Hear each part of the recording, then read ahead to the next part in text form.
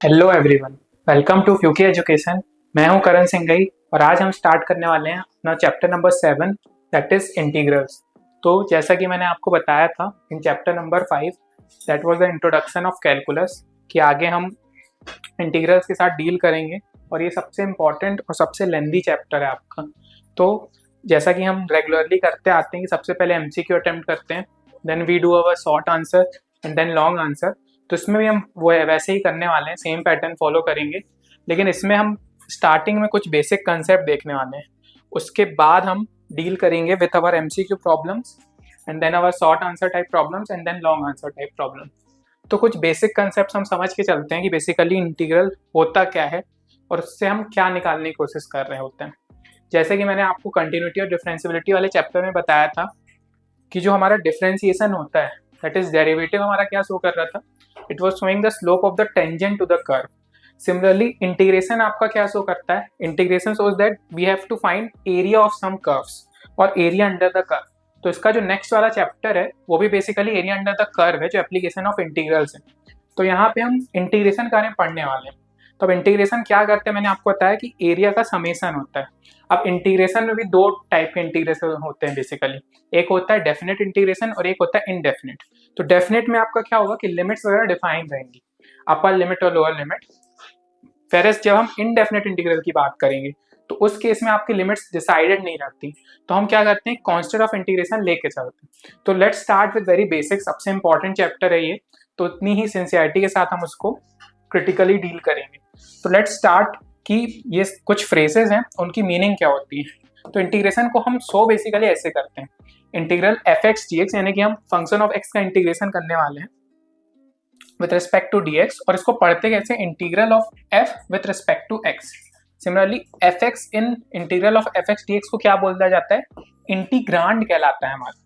तो ये जो बेसिकली नोटेशन इंटीग्रेशन का एफ एक्स डी एक्स, अगर मैं ऐसे इसको लिखूं तो ये वाली जो आपकी चीज है this one is our integrand, okay.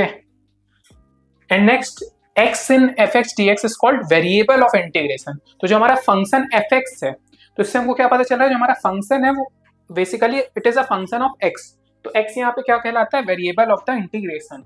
Integrate करने का क्या मतलब है, जो ये वाला सिंबल है, टू फाइंड द इंटीग्रल, ठीक है। एन इंटीग्रल ऑफ f क्या शो करता है, function f such that f dash x is equal to fx। तो इसको हम कई बार एंटी डेरिवेटिव भी बोलते हैं कि सपोज अगर हम जब dy बाई डी एक्स करते थे किसी भी चीज का, तो क्या हमको मिलता था, f डैश x मिलता था। अब इसका अगर मैं एंटी डेरिवेटिव करूं यानी कि इंटीग्रेशन करूं तो मैं वापस फंक्शन तक पहुंच जाता हूं। तो ये हमारा कई बार क्या कहलाता है, it is called as anti derivative और मेरा इंटीग्रल, ठीक है। Next one is integration, the process of finding the integral is called as integration. This is the chapter we are dealing with. Next is constant of integration. Any real numbers he considered. तो अब integration जब आप लगाओगे इसमें suppose F dash x में, तो एक constant निकल के आता है, ठीक है। अगर इसकी सपोज कोई लिमिट्स होंगी a टू b, तो वो लिमिट्स हम लगा के जो हमारा फाइनल आंसर आएगा वो ऐसे आएगा, f of b minus f of a। उस केस में हमारा कांस्टेंट ऑफ इंटीग्रेशन नहीं आएगा क्योंकि हमको डेफिनेट लिमिट्स में वैल्यूज पता है। लेकिन जब इनडेफिनेट है कि कोई लिमिट्स आपकी डिफाइन नहीं हुई, तो उस केस में अपना f x plus c constant of integration हमेशा आएगा। So these are the basics, some phrases which will be used in integration। तो मैंने स्टार्टिंग में डिफाइन कर दी। अब जैसे कि डिफरेंशिएशन में हमको कुछ फॉर्मूलेज होते थे बेसिक याद करने होते थे, इंटीग्रेशन को में हमको और ज्यादा याद करने। अब क्या है, आप जितने ज्यादा फॉर्मूलेज याद करोगे उतना ज्यादा आपको विजुलाइज करने में आसानी होगी। अब ये वाला जो पूरा चैप्टर है उसमें मेन खेल विजुलाइजेशन का और फॉर्मूलेज का है, तो आपको फॉर्मूलेज अच्छे से याद होने ही चाहिए, प्री रिक्वेस्टेड डिमांड है इस चैप्टर की। और उसके बाद आपका विजुलाइजेशन अच्छा होना चाहिए। अगर आपका विजुलाइजेशन अच्छा है then you can deal with any type of problem related to integration. तो देखो पैरेलली मैंने फॉर्मूलेस लिखे हुए यहाँ पे। अगर मैं डेरिवेटिव्स की बात करता था तो डी वाई डी एक्स ऐसे कुछ निकल के हमारा आता था, d y d x of x क्या हो जाता था, 1 हो जाता था। साइन एक्स का क्या आता था, कॉस एक्स आता था। और कॉस माइनस यहाँ पे अगर मैं ले लूँ, वैसे हम क्या करते थे, कॉस एक्स का माइनस साइन एक्स लेते थे, अगर मैं यहाँ ही माइनस ले लूँ तो क्या आएगा मेरा साइन एक्स। अब उल्टा करते हैं, हम डील करते हैं इंटीग्रेशन के साथ। तो इंटीग्रेशन में क्या होगा, एक्स एंड डी एक्स अगर मैं इंटीग्रल करूंगा तो वो आएगा x n plus one n plus one. इसको थ्रू एन इजी एग्जांपल समझते हैं। सपोज एक्स स्क्वायर का मेरे को इंटीग्रेशन करना है with respect to d x, तो इस केस में एन की वैल्यू क्या हो रही है मेरी 2 हो रही है, ठीक है। तो अगर मैं एन वहां पे पुट कर दूंगा तो मेरा जो फाइनल इंटीग्रेशन का आंसर क्या आना चाहिए, 2 + 1 और नीचे 2 + 1 + c, यानी कि x³/3। So this is how we will deal with integration. तो dx अगर कुछ नहीं है, कांस्टेंट है, सपोज यहाँ 1.dx, तो क्या आ जाएगा x + c। ये कॉन्स्ट ऑफ इंटीग्रेशन आपको हर जगह लगाना है, आपको याद रखना है। सिमिलरली cos x का आप sin x हो जाता है, जब अपन डिफरेंशिएशन करते तो माइनस साइन आता था, यहाँ पे नहीं आएगा। अब यहाँ पे उल्टे में आएगा, जब अपन sin x का इंटीग्रेशन करेंगे तो -cos x आ जाएगा, ठीक है। sec² x का आपका इंटीग्रेशन हो जाता है tan x, cos x² x का हो जाता है -cot x, sec x tan x का हो जाता है sec x, और cosec cot x का हो जाता है -cosec x।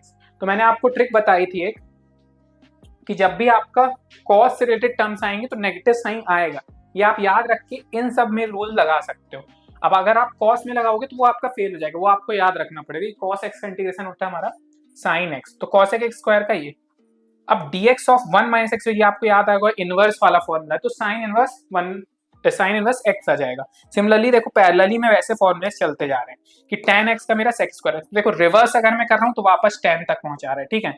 cosec² x reverse कर रहा हूँ तो मैं cot x, तो इसीलिए इसको एंटी डेरिवेटिव भी कहा जाता है। जब हम एंटी डेरिवेटिव कर रहे हैं तो यहाँ तक हम पहुंच रहे हैं, ठीक है। तो ये सब बेसिक फॉर्मूले ये आपको याद करने होंगे। आप जब भी ये चैप्टर पढ़ते हो सबसे पहले यही डिमांड रहती है कि आपको कुछ फॉर्मूले याद होने चाहिए। तो ये देखो डिफरेंशिएशन पहले हम चल रहा है, उसको ध्यान नहीं देते हैं, हम यहाँ पे अपने इंटीग्रेशन वाले समझते हैं। तो अगर √1 - x² आएगा तो फॉर्मूला मेरा बनेगा cos इनवर्स x का, 1 + x² आएगा तो tan इनवर्स x, e की पावर x का, फिर से e की पावर x ऐसा डिफरेंशिएट करो, इंटीग्रेट करो, वही आता है। 1/x का क्या आ जाएगा, log x आ जाएगा, क्योंकि log x का डिफरेंशिएशन हम क्या लेके आते थे, 1/x लेके आते थे। अब a की पावर x अगर dx आएगा, अब a क्या है, a इज एनी कांस्टेंट, उसकी पावर x में, तो ये आता है फॉर्मूला a की पावर x/log a + c। यहाँ देखो सिमिलरली अगर डिफरेंशिएशन हम इसका करते थे तो ये आता था। तो ये पैरेलली में चलते हैं। अब कुछ एडिशनल फॉर्मूलेज भी मैंने दिए, एडिशनल नहीं है, बेसिक्स से हट के, लेकिन आपको ये याद होंगे तो अच्छा रहेगा। तो tan x का आपसे कोई इंटीग्रेशन पूछे तो आता है log mod of sec x, cot x का कोई पूछे तो log mod of sin x, sec x का पूछे तो log sec x tan x mod में, cos x का पूछे cosec x का तो cosec x - cot x और +c। तो ये सारे फॉर्मूलेस आपको याद होने चाहिए, तब जाके आप इसकी प्रॉब्लम के साथ डील कर पाओगे। तो आगे हम सारे फॉर्मूलेस यूज करने वाले हैं, इसलिए मैं सबसे पहले आपके बेसिक्स क्लियर करते जा रहा हूँ कि बेसिक्स आपको पता होने चाहिए। अब ये कुछ डिफरेंट फॉर्म्स ऑफ इंटीग्रेशन है, ठीक है, इनको ध्यान से समझना। ये क्या है, डिफरेंट फॉर्म्स ऑफ इंटीग्रेशन है जो आपके यूज होंगे। अगर कहीं आपको देखो ऐसा पैटर्न मिलता है तो आपका फॉर्मूला ये हो जाएगा डायरेक्ट, x² - a² दिखता है तो 1/2a log x - a। Similarly उल्टा है अगर तो a + x ऊपर आ जाएगा और a - x 2a, ऐसा चलता रहेगा। तो अब ये क्या दिया होगा ना, आपको ये सब फॉर्म्स डायरेक्ट मिल रहे होंगे। आपको अगर फॉर्मूला याद है तो आप ऐसे करके कन्वर्ट करके कर सकते हो। सिमिलरली ये हम पढ़ के x² + a² का 1/a tan इनवर्स x/a, ये वाला फॉर्मेट रहेगा। तो ये फॉर्मूला है, ये वाला sin इनवर्स x/a हम अभी पढ़ के आए हैं, x² + a² का ये वाला फॉर्मेट है। तो ये आपको याद होने चाहिए बाय हार्ट, तब आप जाके क्वेश्चन में, आपको जैसे ही क्वेश्चन देखोगे आपको क्लिक करेगा कि हाँ मेरे को ये वाला फॉर्मूला यूज करना है। आप डिराइव करने बैठे रहोगे ना, बहुत ही ज्यादा आपका टाइम लग जाएगा और एक ही प्रॉब्लम में आपका 1 घंटा निकल जाएगा एग्जाम का।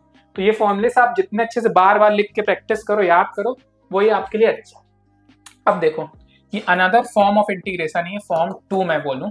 अगर आपको कुछ ऐसा इंटीग्रेशन मिलता है कि नीचे कोई बाइनोमियल क्वाड्रेटिक इक्वेशन दी हुई है, ax² + bx + c, तो उसको हम रीराइट करने की कोशिश करते हैं। जब भी हमको ऐसा इंटीग्रेशन का फॉर्मेट मिलेगा तो हम उसको रीराइट करने की कोशिश करेंगे और रिप्लेस मारेंगे। जैसे इसको अगर मैं लिखूं तो इस फॉर्मेट में मैं रिड्यूस कर सकता हूँ। अब मैं आपको करके नहीं बता रहा हूँ, आप कर को इधर उधर इसको सॉल्व करोगे तो यही आएगा। तो फिर इसके बाद में क्या करूंगा, इस चीज को t से रिप्लेस करूंगा, तो dx मेरा क्या है, क्योंकि ये कांस्टेंट है तो ये 0 हो जाएगा, तो dx मेरा dt के बराबर आ जाएगा। तो मेरा जो सॉल्व करने का प्रॉब्लम स्टेटमेंट बचेगा वो सिर्फ इतना ही बचेगा कि ये चीज तो मेरी t हो जाएगी, तो यानी कि t² बन जाएगा और बाकी सबका कट पिटा के जो भी हमने अजम्पशन लिया होगा तो सिंपल फॉर्म में रिड्यूस हो जाएगा। तो बेसिक पर्पस हमारा क्या है इन सबको, to simplify into easy variables और फॉर्मेट, हमको ये करना है। इजी फॉर्मेट में इसको ब्रेक डाउन कर लेना ताकि हम इजिली फॉर्मूला लगा सकें, विजुलाइज कर सकें। जैसे देखो के स्क्वायर यहाँ पे ये चीज है, ये वाली चीज को इसने के मान लिया है, इसको टी मान लिया, और फिर अब ये देखो फॉर्मेट ये इस वाले में रिड्यूस हो गया 1/8 टी प्लस माइनस के स्क्वायर। तो हम ये फॉर्मेट में बना के ये फॉर्मूले यूज कर सकते हैं। ठीक है, नेक्स्ट अब इसी का मैंने डिफरेंट फॉर्म जो यूज होंगे डायरेक्टली आपके आसानी के लिए ये सब रखनी है। तो जब मैं आगे शॉर्ट आंसर टाइप क्वेश्चन करूंगा, लॉन्ग आंसर, तो आप ये सब दिमाग में रखना, या फिर सबसे पहले एमसीक्यू स्टडी करना, स्क्रीनशॉट ले लेना ये सब चीज़ों का, और फिर सॉल्व करते जाना। तो suppose P x plus Q format अगर मेरा दिखेगा तो उसको मैं इस फॉर्मेट में ब्रेक डाउन करूंगा, ए एक्स माइनस ए प्लस बी एक्स माइनस, फिर मैं दोनों को कंपेयर करूंगा, तो कंपेयर करके ए और बी की वैल्यू निकाल लूंगा और फिर इजीली सॉल्व हो जाएगा। अगर सपोज स्क्वायर है तो ऐसा आ जाएगा। ठीक है, अब सपोज 3 आ गया अगर नीचे मल्टीपल में वेरिएबल्स, तो ऐसे रिड्यूस हो जाएगा। अब सपोज स्क्वायर है और ऐसा है तो ये रिड्यूस हो जाएगा, कॉम्बिनेशन दोनों का। अब x माइनस ए आया और इसको फैक्टराइज ही नहीं कर सकते, तो इस तरीके से आप लिख लोगे। जब अपन क्वेश्चन करेंगे तो अच्छे से समझेंगे भी इन चीजों को। ठीक है, अब एक चीज होती है आपका बाय पार्ट्स का फॉर्मूला, इंटीग्रेशन बाय पार्ट्स। तो ये कब यूज होता है, जब दो ना आपके वेरिएबल्स मल्टीप्लिकेशन में आ जाए फंक्शन। जैसे सपोज आपको कोई इंटीग्रेशन दे दिया साइन एक्स ई एक्स का, भाई इंटीग्रेशन निकालो, ठीक है, डी एक्स इनडेफिनेट है। इनडेफिनेट क्यों, क्योंकि कोई लिमिट नहीं है। अब यहाँ पे जो ए होता है अगर सपोज और बी होता है तो इसको हम बोलते हैं अपर लिमिट, ठीक है, और इसको बोलते हैं अपन लोअर लिमिट। और आइलेट हम लगाते हैं इस चीज में कि अब हमको इसमें फर्स्ट फंक्शन और सेकंड फंक्शन में जरूरत पड़ती है, तो हम क्या रूल लगाएंगे, अपना आइलेट का रूल लगाएंगे हम इस चीज में। Rule we will be using is ILATE. अब आइलेट क्या मतलब होता है, तो आई से आपका होता है इनवर्स, ठीक है, एल से आपका होता है लॉगरिथमिक, ए से होता है आपका एल्जेब्रिक, ठीक है, टी से होता है आपका ट्रिग्नोमेट्रिक, और ई से आपका होता है एक्सपोनेंशियल।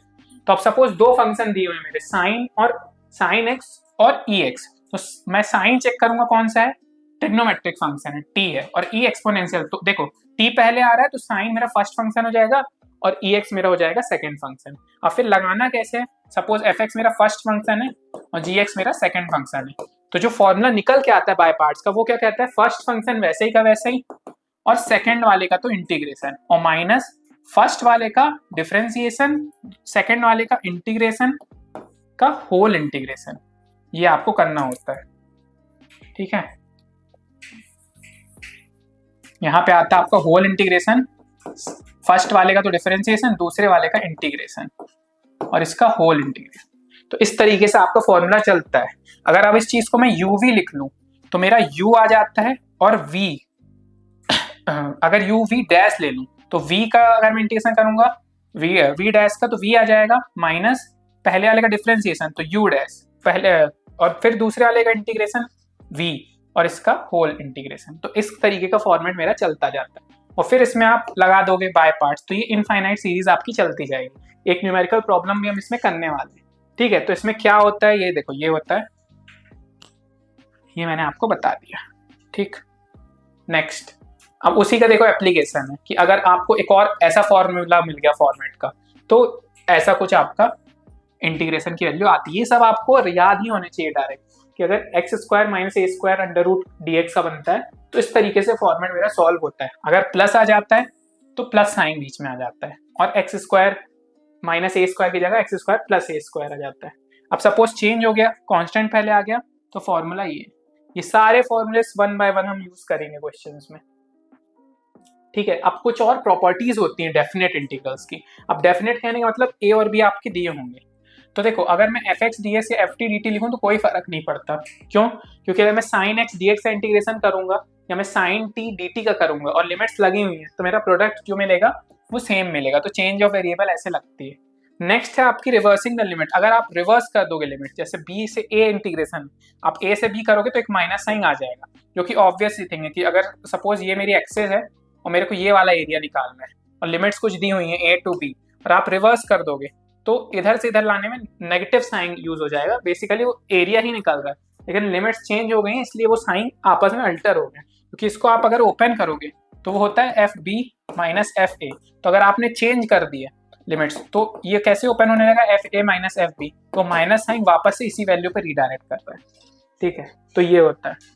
अब एडिटिविटी अगर b से a है, आप इंटीग्रेशन कर रहे हो, और c कोई बीच का है, तो आप ये भी कर सकते हो कि a से c कर लो, फिर c से b कर लो बेसिकली। तो ये एक ही चीज दे रहा है आपको, a से b का ही इंटीग्रेशन दे रहा है। अब ये वाली प्रॉपर्टी बहुत ही ज्यादा इंपॉर्टेंट है, सिमेट्री वाली।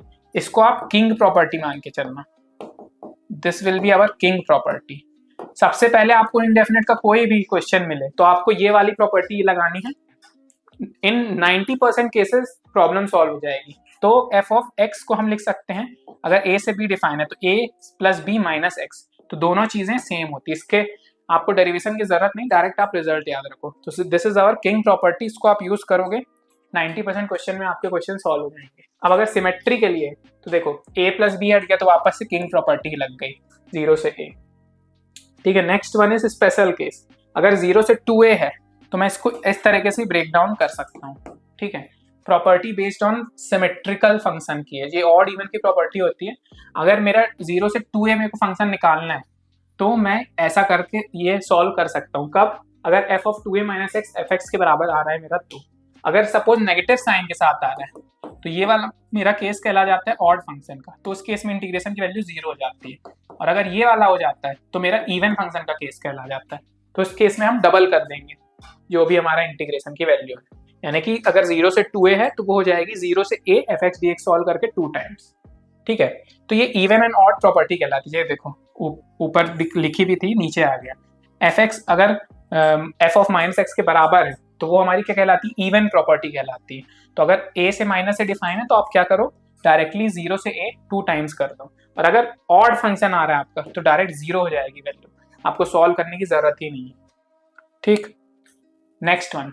अब और एडिशनल देखो, अभी तक अपन ने स्टार्ट ही नहीं किया एमसीक्यू, इतने ज्यादा इसमें बेसिक कंसेप्ट्स हैं, तो ये सब आपको पहले समझना पड़ेगा, उसके बाद ही हम प्रॉब्लम्स के साथ डील करेंगे। तो इंटीग्रेशन बाय सब्स्टिट्यूशन है इसमें। अब क्या है, सब्स्टिट्यूशन में अपन को करना क्या होगा, हम चेक करेंगे कि अगर कहीं पे किसी का डेरिवेशन तो नहीं मिल रहा है एफ एक्स डी एक्स करके, या हम फंक्शन को साइन एक्स को टी या कुछ भी एज्यूम करके इजीली हो रहा है, तो उस केस में हम सब्स्टिट्यूशन की प्रॉपर्टी लगा देंगे। तो देखो अगर एफ ऑफ जी एक्स और जी डैश एक्स दिया है तो हमारा आंसर डायरेक्ट आ जाता है F of U D you, जब यू है जी एक्स। अभी ये सब चीज समझना डिफिकल्ट है, प्रॉब्लम से बहुत इजीली समझ में जाए। बाय पार्ट्स वो हम ऑलरेडी डिस्कस कर चुके हैं। अब ये साइन एक्स और कॉस एक्स अभी आपके सिलेबस में नहीं है तो मैंने नहीं डाला है, तो एक रिडक्शन फॉर्मूला इनका भी होता है कि आप वो रिडक्शन फॉर्मूला लगा के डायरेक्ट सॉल्व कर सकते हो। अब ये इंटीग्रल प्रॉपर्टी मैंने आपको बताई कि लिमिट्स चेंज करोगे तो उल्टा हो जाएगा। रेसिप्रोकल फंक्शंस का ये सब हम अभी देख के आए हुए हैं कि ऐसे ऐसे ये सब फॉर्मूलेस लगते हैं। अब देखो ट्रिग्नोमेट्रिक सब्स्टिट्यूशन में क्या होगा, अगर आपको ऐसा कुछ दिख रहा है तो आप x को a साइन थीटा डाल दो। a साइन थीटा डालोगे 1 माइनस साइन स्क्वायर थीटा बन के कॉस स्क्वायर थीटा मिलेगा, रूट सॉल्व हो जाएगा आपका। अगर स्क्वायर वाला मिलता है तो आप टेन थीटा रिप्लेस कर सकते हो, ऐसा मिलता है तो आप सेक थीटा रिप्लेस कर सकते हो। कुछ डेफिनेट इंटीग्रल्स आप याद कर सकते हो, जैसे साइन एक्स का अगर मैं 0 से पाई करूँ तो 2 आती है वैल्यू, और मॉड की भी करूँ तो भी 2 ही आती है वैल्यू। तो इतना आप याद करके रखोगे तो आपके लिए इजी होगा ये चैप्टर के साथ डील करना। Now let us start with our MCQs. तो हम एमसीक्यूज करते हैं, थोड़ा बेसिक कंसेप्ट समझते हैं, फिर इन डिटेल शॉर्ट आंसर में कुछ प्रॉब्लम देखेंगे and then at long answer. तो the first question is what is the process of finding anti derivative called. क्या कहलाता है? इंटीग्रेशन। पहले ही मैंने थ्योरी में कवर किया, integration is the process of finding the anti derivative और primitive of a function. It is the inverse operation of differentiation. Next, which one of the following represent the indefinite integral of cos x। देखो indefinite दिया है तो c तो लगा रहेगा, और अब देखो साइन x होगा हमारा करेक्ट आंसर। डिफरेंशिएशन होता तो क्या होता? माइनस साइन, लेकिन इंटीग्रेशन की बात है तो प्लस साइन x आएगा। The constant c in the indefinite integral represents, क्या रिप्रेजेंट करता है? The arbitrary constant. क्यों? क्योंकि हमको पता नहीं है कि एरिया हमारा लिमिट क्या है, उसकी अपर लिमिट क्या है, लोअर लिमिट क्या है। जैसे सपोज जब आगे हम नेक्स्ट चैप्टर में प्रॉब्लम डील करेंगे ना, तो एक प्रॉब्लम ये आएगी बार बार, y square equal to 4x और समथिंग, तो ऐसा कुछ ग्राफ बनेगा। तो अगर हमको लिमिट ही नहीं पता है तो हम एक कांस्टेंट लेके चलते हैं। अब सपोज अगर हमको कुछ लिमिट दे दी कि y x is equal to या वाई इज इक्वल टू 4 कुछ दे दी, तो अब हमको पता है लिमिट्स, अपर और लोअर लिमिट पता है, तो वो डेफिनेट इंटीग्रल का केस हो जाएगा। लेकिन अभी हमको नहीं पता है तो इनडेफिनेट का केस है। In that case it is an arbitrary constant. Which one of the following is a standard integral formula. तो कौन सा भाई इंटीग्रल स्टैंडर्ड वाला? ये वाला है, जहाँ तक मैंने ये अपन ने पढ़ा है कि जो अगर x की पावर n का हमको इंटीग्रेशन निकालना है तो ये लगेगा। ये वाला गलत है, ये भी गलत है, नन ऑफ द अबव भी गलत है, तो answer will be b. Next, the definite integral b से एफ दिस एक्स क्या होगा ये मैंने क्या बताया था इंटीग्रेशन क्या होता है रिवर्स प्रोसेस ऑफ डिफरेंशिएशन। तो ये एफ एक्स दे देगा हमको और लिमिट कहाँ तक है बी से ए तक है तो ये सॉल्व कैसा होगा upper limit minus lower limit तो answer will be f of b minus f of a that is b. Next one which one of the following represents क्या होता है इंटीग्रल ई एक्स का अब इनडेफिनेट है तो सी लगा रहेगा ई एक्स का आप इंटीग्रेशन करो तो भी सेम आप डिफरेंशिएशन करो तो भी सेम ठीक है बस कांस्टेंट का अंतर आ रहा है। Next one the integral of sec square x क्या होगा एंटी डेरिवेटिव याद है तो tan x हो जाएगा answer will B a। Which one of the following represents properties of indefinite integral is correct. तो देखो पहली वाली कि ऐड कर रहे हो तो पहले इंटीग्रेशन करो बाद में करो कोई फर्क नहीं पड़ता। इसमें क्या है ये वाली गलत है हमारी क्यों क्योंकि प्लस की जगह यहाँ माइनस लिख दिया। अब कांस्टेंट के साथ करो या बाद में इंटीग्रेशन करो सही है तो हमारा आंसर क्या हो जाएगा d that is both a and c. Next question which one of the following substitution is valid for evaluating. तो देखो क्या होगा इसमें मैंने बताया था आपको एक लास्ट में कि जब भी आपको 1 माइनस एक्स स्क्वायर ऐसा करके कुछ दिखेगा तो आप एक्स को क्या डाल दोगे साइन थीटा और साइन टी जो मर्जी डालो तो answer will be what sine t. Next one the integral of 1 by x inverse आपको याद है कि dy by dx of ln x क्या होता है 1 बाई एक्स तो अगर एंटी डेरिवेटिव लोगे तो क्या हो जाएगा ln x हो जाएगा तो answer will B ln mod x। तो ये याद रखना मॉड आता है हमेशा आपका नॉर्मल x नहीं आएगा। Next is if this is equal to 0 तो क्या हो रहा है एफ एक्स डी एक्स आपका a से b तक 0 है तो क्या है अब इसमें दिया है f x is 0 for all is symmetric about changes. तो देखो कहने का मतलब है कि आपका इंटीग्रेशन जो हो रहा है जब आप b से a कर रहे हो तो 0 हो रहा है तो इंटीग्रेशन का मैंने आपको क्या मतलब बताया था कि एरिया एडिशन है तो एरिया जब 0 कब होगा जब आपका दोनों पार्ट्स सेम ऊपर और नीचे आपको मिल जाए इक्वल वैल्यूज में। तो इससे क्या हमको समझ में आ रहा है कि जब ये दोनों एरिया A1 और एरिया A2 इक्वल होंगे तभी तो A1 minus A2 is equal to 0 होगा। तो इससे हमको क्या पता चल रहा है कि कब होगा ये जब fx चेंज करेगा अपना sign over A to B। अगर ये कुछ लिमिट्स हैं A है B है 0 है यहाँ पे A अगर आगे में कर दूंगा तो आ जाएगा ये। तो से क्या समझ में आ रहा है कि साइन जब चेंज होगा तभी ये सब चीज 0 हो सकती है तो answer will be c. Next one the value of ये देखो सिंपल सा साइन एक्स इंटीग्रेशन क्या होता है मेरे को पता है कॉस एक्स होता है लिमिट भी दे दी पाई से 0 तो minus of cos pi minus अगर मैं कॉमन निकाल दूं बाहर तो कॉस पाई माइनस कॉस 0 करना है तो कॉस पाई की वैल्यू क्या होती है मेरी कॉस पाई की वैल्यू हो जाएगी -1 और यहाँ पे भी आ जाएगा -1 तो -2 into minus that will give us +2 so answer will be here see that is 2। Next question the integration of tan x ये भी हम पढ़ के आए थे क्या होता है tan x का log sin x आ जाता है वहां पे so answer will be what our ये हमने स्पेशल जब फॉर्मूले पढ़ रहे थे मैंने बताया था आपकी tan x का भी हम लेके चल रहे थे tan x ये था in the 4th slide. So tan x का क्या था log sec x मॉड में प्लस c वही का वही आपसे डायरेक्ट पूछ लिया तो log मॉड में sec x प्लस c हो जाएगा उसका आंसर log मॉड में sec x plus c so answer will B this. Next one the fundamental theorem of calculus connects क्या करेक्ट करता है वो पता है डिफरेंशिएशन और इंटीग्रेशन को क्यों क्योंकि एंटी डेरिवेटिव भी हम इंटीग्रेशन को बोलते हैं।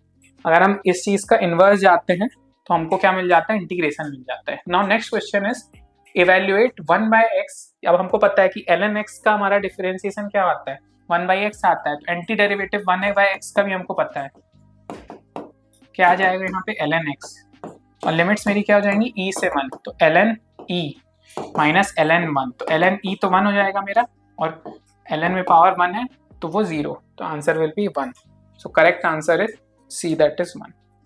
So this leads us to end of our MCQ round series for chapter number 7 that is integration. Next हम short answer cover करने वाले हैं and then long answer में हम कुछ अच्छे problems उठाएंगे integration के। तो till then आपको कोई doubt आता है तो नीचे comment करिए मिलते हैं next video में। Thank you.